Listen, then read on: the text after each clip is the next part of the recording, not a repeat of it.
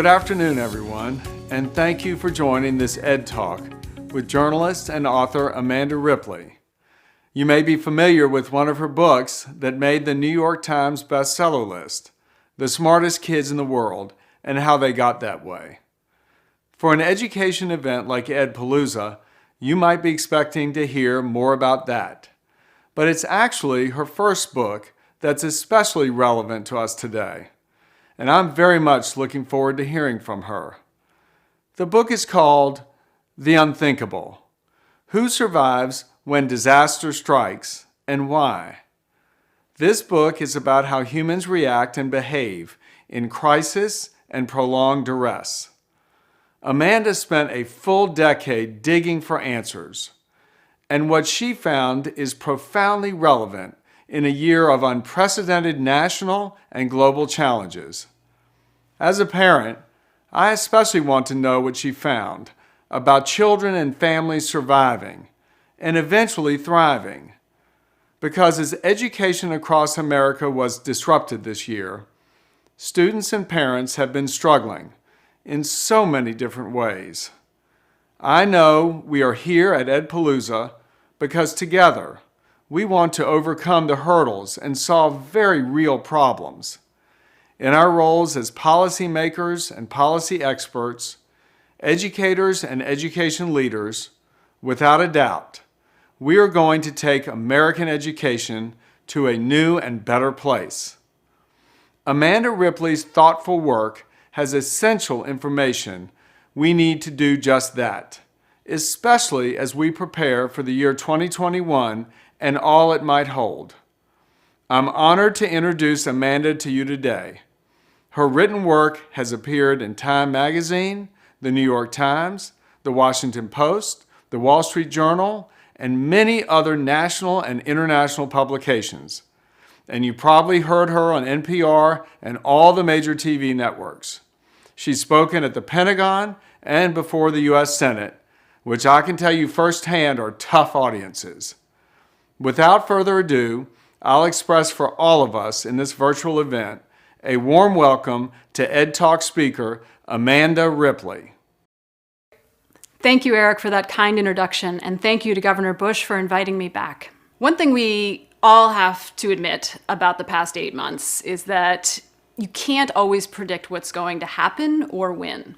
We could have maybe predicted a pandemic, many people did, but the details of it, the duration of it, the effects on our economy, our politics, our society, our schools, those are very difficult to foresee.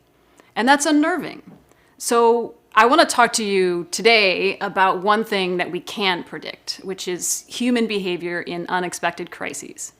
That's something that we can and should plan for, and it's actually way more predictable than we think, but very different than we expect. I realized this when I was covering disasters for Time Magazine. I noticed that across all kinds of disasters, from terrorist attacks to wildfires to hurricanes, the survivors were telling me really interesting things.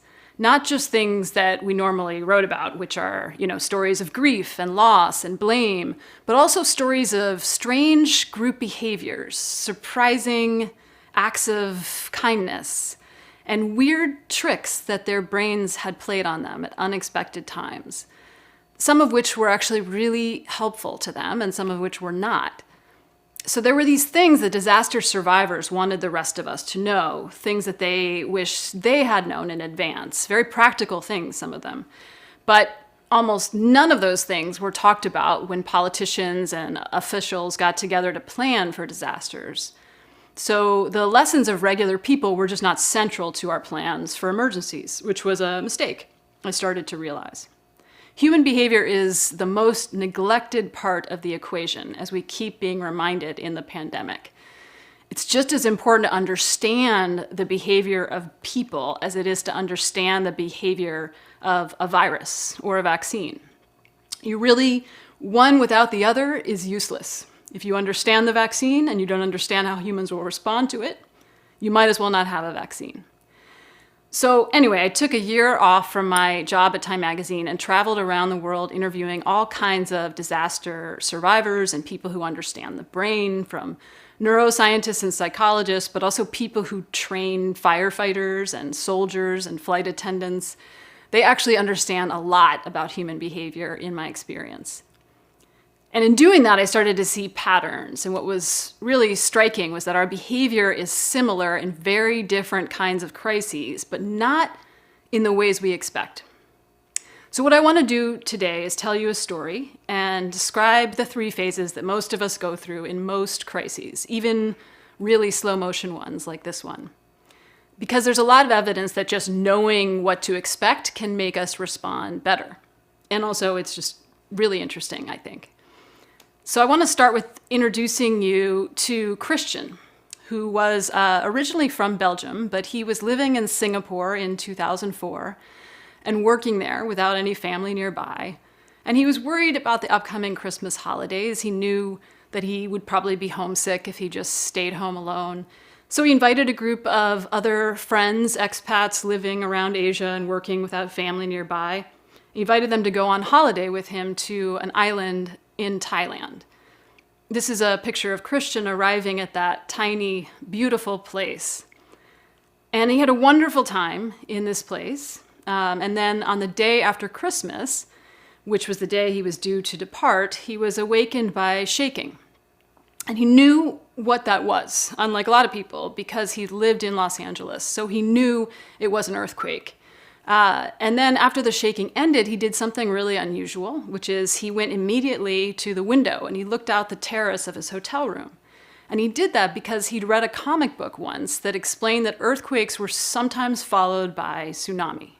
In fact, earthquakes are one of only 2 natural warning signs that a tsunami may be coming.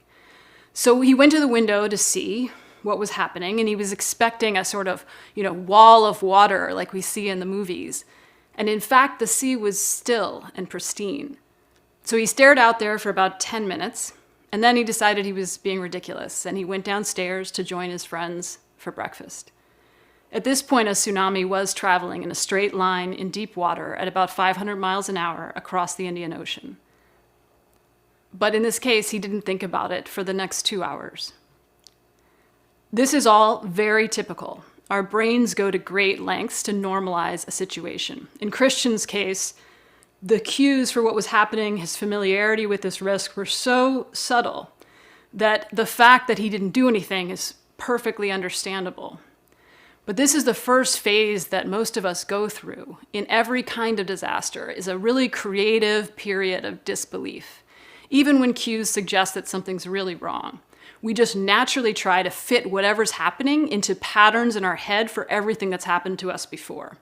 That's how we get through the day, right? And the more experience or training you have with things not going normally, the faster you can push through this disbelief phase, which is key. I don't know about you, but for me during the pandemic, it took me longer than I'd like to admit to accept in the beginning that this was really as dramatic of an event as it was, that it wasn't going to go away in 2 weeks. And it just took me a while to sort of accept that. For a long time, I was sort of waiting for everything to snap back to normal. And at some point, I realized what I was doing, that this is disbelief, right? And that did help me, I think, come to terms to some degree with what was happening. But it is useful to know that and to know to expect it. Even people with fantastic training, you remember the pilot who landed a commercial airline in the Hudson River a few years ago? He said his first reaction, the first thought he had in his head when he lost the engines was, I never thought I'd have to land a commercial airplane in the water. Like he just didn't quite believe what was happening. So for him, he was able to push through that disbelief really quickly. And people with good training are typically able to do that. But for most of us, we can end up getting kind of stuck in that phase, in that disbelief, for quite a while.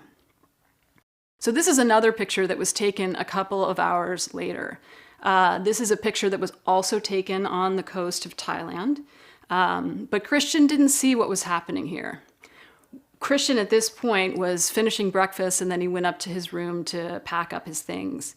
Around this time, another warning sign was occurring, as you can see in the picture. The sea began behaving strangely. It got sort of shallow and frothy, and you might see fish flopping around in the sand. That is the second warning sign of a tsunami. And you'll see the tourists sort of noticed this, right, and started discussing it with each other, and they walking towards the water. This is the second phase that most of us go through in all kinds of disaster, which is a very social phase known as deliberation or milling. This is how we all behave, right, in disasters. And this is, again, really important to expect. In fact, when people are in a weird situation, whether it's in a train or a plane or anywhere, when they feel something isn't right, they become very, very social. And they check with each other, double check. You know this even when you're in the office and the fire alarm goes off, right? Everybody immediately looks at each other, right? So we get very social. And there's a huge opportunity there in that deliberation phase. If there's enough latent wisdom and trust among the people that you know, right, and your news sources and your neighbors and your family and coworkers, then this deliberation phase can really change what happens dramatically. In Christian's case, he did not see what was happening with the sea. The tourists out there in the photo did see it, but they didn't know that it was a warning sign of a tsunami. So they walked towards the water rather than away.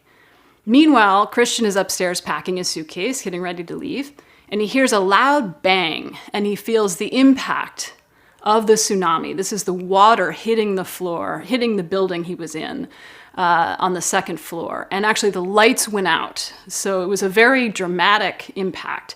And this is a picture of the tsunami coming in. So you can see it there. It's not really a wall of water. It's more like a surge, right? But interestingly, even then, when the lights go out and Christian hears this big noise, his brain just tried to normalize it. Again, what we all do. In this case, he came up with a narrative that some guests must have been checking out in the lobby below him with rolling suitcases and banged into something. So he continued packing. And then he at some point went to the bathroom and then went to wash his hands. And when he pushed the faucet, no water came out. So that was enough for his brain to say, wait, something's up. At that point, he went to investigate. He opened the door outside of his room, which led to an outdoor corridor. And what he saw was a world totally altered, unrecognizable. The water was about 2 inches below the floor that he was standing on. It had covered everything. You know, the restaurant where he had just eaten breakfast was gone. And in this moment, what his brain did, again, was to try to sort through all of its archives to find an analogy, something he could connect this to. And at the time, all he could think about was how much it looked like a snowy day in his native Belgium, because it was so peaceful and quiet. And he sort of felt guilty telling me this later, because of course it wasn't a peaceful, snowy day. But it's an example of how your brain will try to fit what's happening into what's happened before. And at that point, he saw other people also looking around, people on rooftops, people poking out their head out of doors that were higher up. And he asked, do you think this is a tsunami? So again, there was that deliberation phase where people immediately looked to each other. And someone said, yes, I think it is. And so they decided that they would go together and try to get to higher ground. Nothing about this was what Christian had expected. He didn't feel scared. And he wants people to know this. You know, he felt calm. And he had actually been very frightened of a tsunami, which is why he remembered that comic book from when he was a kid. That to him was a very frightening possibility. But in reality, he felt very calm, and everyone else was behaving very calmly, almost introspectively, is how he put it. This is a really common theme in all of the many dozens of disaster survivors I've interviewed. And in the stairwells on 9/11, when people were evacuating the Trade Center, the overwhelming theme was that people were extremely polite. There was no panic. And it's not because people are necessarily, saints. It's more because we need each other in these moments. It is just a pure survival instinct, in most cases, to not panic, but to stick together in groups and to treat each other with unusual levels of courtesy, actually. So in Christian's case, the water quickly receded. You can see a picture here that he took moments after the tsunami. Unbeknownst to him, there were 5,000 people living on that island, and half of them were dying. Slowly, his mind started to absorb that this had been a tsunami. And he grabbed his backpack, which had a first aid kit in it, and he walked to higher ground with other people. He tried to help people. And 3 more waves did come, each one smaller than the one before. Soon he got a ferry the next day, and he ended up back in Singapore and trying to work just a few days later. And he found that, he couldn't. His brain just couldn't process what had happened. So he went back to Thailand, and he worked to help fishermen build boats and help with the recovery. But he lived for a long time with a lot of guilt and sadness because he had gone to the window. He'd had a chance to warn everyone. And no matter what you tell him, it doesn't change this, right? He felt like he'd had an opening and he hadn't taken it. There's another story that happened on the same day that involves a child. So I want to share the story because I know how many of you work with children or have children. A girl named Tilly Smith was visiting Thailand at the same time as Christian with her family, and she was 10 years old. And at the time, before the tsunami, she was walking down the beach, and she noticed the strange behavior of the water, the frothing, the shallow water. And it just so happened that she had recently learned in geography class about the warning signs of a tsunami. She'd watched a video of a tsunami in her class, and she knew that this was a warning sign. So she turned to her parents and she said, I think there's going to be a tsunami. And they did what honestly most of us would do, right? They reassured her, they normalized the situation, they were in that disbelief phase, they didn't have the information she had. They'd never lived through a tsunami. And they said, it's fine, don't worry. And they kept walking. And at some point, Tilly actually sat down in the sand and refused to go on. I like this story because it shows us a couple things, right? Like the incredible power of just a little information. This is why firefighters are always going to schools, right? Just a little information goes a long way with kids. And that's the second thing, which is the incredible courage of children. They're less afraid to look stupid or embarrass themselves, and their head is not cluttered with as many pre-existing narratives for what could or could not happen. So they're more open in a way. Anyway, eventually her dad agrees to take Tilly back to the hotel, and the mother keeps walking. And they go to the hotel, and this is where the father does something unusual. He says to one of the employees working at the Marriott, he said, I know you're going to think I'm crazy, but my daughter here said the sea, the way it's behaving, may be a warning sign for a tsunami. Like, is that possible? And it just so happened that a Japanese tourist overheard them talking, and he said, there'd been an earthquake in Sumatra earlier today, so she might be right. And then this small group of strangers, really, decided to clear the beach and evacuated everyone, including Tilly's mother. They all went to a higher floor, and no one died on that beach that day. So this was a very difficult story for Christian in particular to read, because he felt like he could have done what Tilly did. But as I reminded him, she didn't do it alone. Her teacher, her father, the Marriott employee, the tourist, that group deliberated and came to a very courageous and, as it turns out, wise decision. Christian, as I said, ended up returning to Thailand to help rebuild boats for fishermen.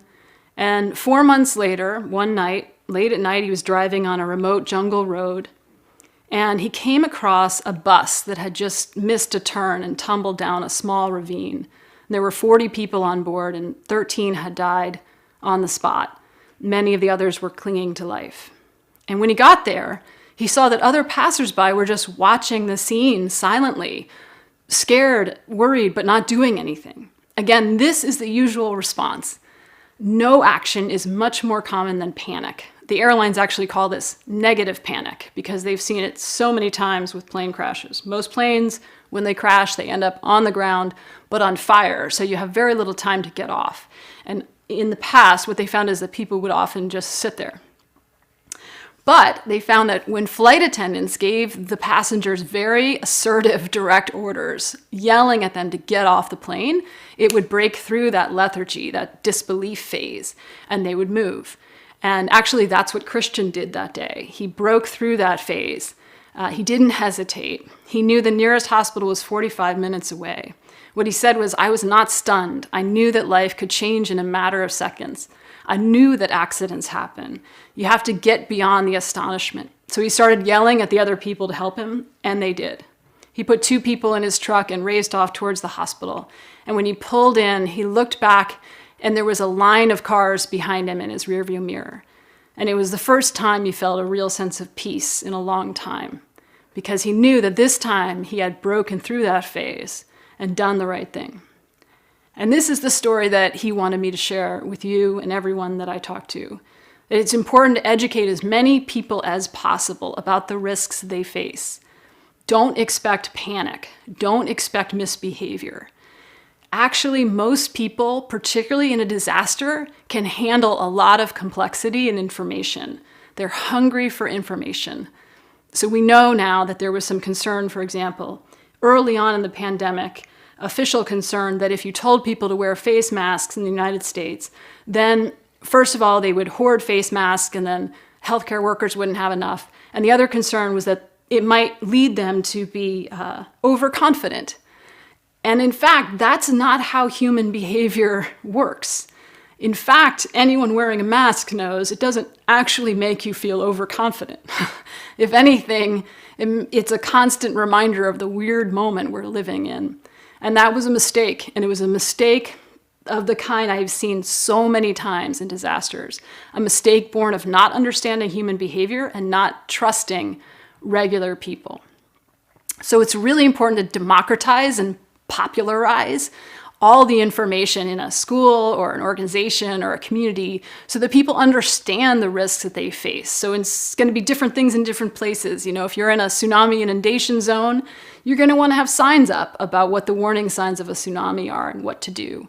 But the fear often in these places still today is that people don't want to scare the public. So hotels and other various interests don't want to put up those signs. And there is a risk of scaring people about the wrong things. You know, for example, in the United States, we do a lot of training around school shootings, a lot of drills for kids and teachers. And it's, you know, that is a terrifying possibility. It's also true that the odds of any public school student being killed by a gun in an American school on any given day since 1999 are roughly 1 in 800 million. 1 in 800 million. It's not zero, but it's very, very close. It is much more rare than getting in a plane crash. It is infinitely more rare than getting in a car crash on your way to school. So weighing these risks against each other is very challenging, but it is something that we have to do and then take the priorities, and those are the things that we train for and give people a sense of agency. There is always a risk, as we've seen with the pandemic, of making ourselves feel safer in ways that put us in more danger. So this is a very tricky calculus, and I don't want to pretend that it's simple. But I want to leave you with 2 lessons. The first is that the biggest mistake most people make in most crises is not to panic. The biggest mistake is to delay, to take too long to accept what's happening. And that is something to plan for in advance. And the second thing is that people in charge always underestimate the public, which leads to more suffering than there otherwise would have been. I'm looking forward to hearing your questions. Thank you for letting me join you again this year.